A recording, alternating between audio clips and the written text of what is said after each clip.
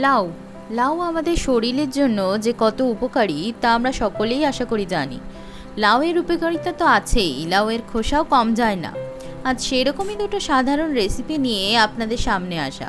তো নমস্কার বন্ধুরা, গল্প কথা এবং রান্নার আরেকটি নতুন ভিডিওতে আপনাদের সকলকে স্বাগত জানাই। লাউয়ের উপকারিতা বা গুণগত মান মাথায় রেখেই আজ রান্নাটা করা। আজ শুক্রবার সন্তোষীমার পুজোর কারণে আমি হলুদ বা অন্য কোনো মশলা ব্যবহার করিনি, মুগ ডাল ব্যবহার করেছি। আপনারা চাইলে এই রেসিপিটা মসুর ডাল বা ছোলার ডাল দিয়েও করতে পারেন এবং জিরের গুঁড়ো, হলুদ গুঁড়ো ব্যবহার করতে পারেন, অথবা আমার মতো করেও করতে পারেন। খেতে খারাপ হবে না কিন্তু বন্ধুরা। তো আজ আপনাদের সাথে একটা রান্নাঘরের গল্প করব ভাবছি।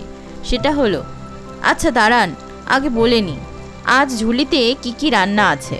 ঝুলিতে লাউ দিয়ে মুগের ডাল তো আছেই, এবং লাউয়ের খোসা দিয়ে বিট এবং আলু ভাজা। তো রেসিপিগুলো কেমন হয়েছে অবশ্যই জানাবেন, কিন্তু আপনারা কিন্তু কেউ আমাকে জানাচ্ছেনই না ভিডিওগুলো আপনাদের কেমন লাগছে। এবার আসি একটি পাগল মেয়ের গল্পে। যে মেয়েটা অফিস ছুটির পর ভাবতে ভাবতে বাড়ি আসে আজ সে কী রান্না করবে, কোন রান্নাটা তাড়াতাড়ি হবে, ইত্যাদি ইত্যাদি। তারপর একটা কিছু ভেবে ঠিকও করে, কিন্তু রান্নাঘরে ঢুকে যে কে সেই, আবার তার কম্পিউটারে লোড করা মেনুগুলো সব গুলিয়ে এলোমেলো হয়ে যায়। আচ্ছা, আপনাদের কার কার সাথে এমন হয় বলুন তো? আর পাগল মেয়েটাই বা কে, জানতে হলে কমেন্টে জানান। এবার আসে রান্নায়। আজকের ভিডিওটি ভালো লাগলে লাইক, কমেন্ট, শেয়ার করতে কিন্তু ভুলবেন না। আর হ্যাঁ, চ্যানেলটা অবশ্যই সাবস্ক্রাইব করতে ভুলবেন না কিন্তু। আশা করছি সকলে ভালো থাকবেন, সুস্থ থাকবেন। তো দেখতে থাকুন রান্নাগুলো, কেমন হয়েছে অবশ্যই জানাবেন কিন্তু।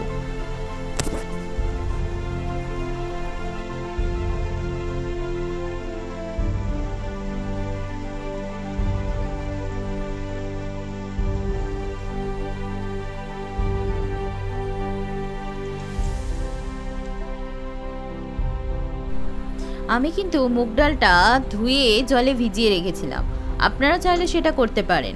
আর আদাটা আমি একটু থেতো করে দিয়েছি, জাস্ট মিক্সিতে বাটার কোনো প্রয়োজন নেই। তো দেখুন রান্নাটা কেমন হয়েছে। একটু রেড কাশ্মীরি চিলি ব্যবহার করেছি, ব্যাস, আর কোনো মশলা আমি ইউজ করিনি। আপনারা চাইলে জিরের গুঁড়ো বা হলুদ গুঁড়ো বা সব কিছু ইউজ করতে পারেন।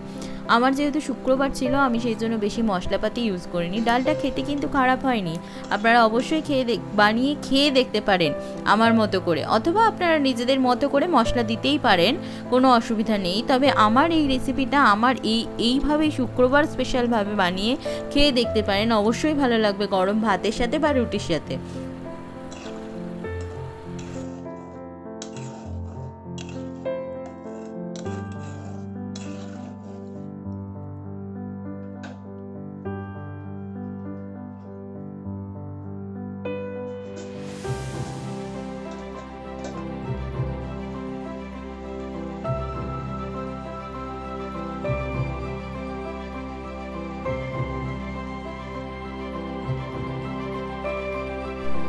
এবার আসি লাউয়ের খোসা ভাজায়। খোসাগুলোকে প্রথমে ছোট্ট ছোট্ট টুকরো করে কেটে নিতে হবে।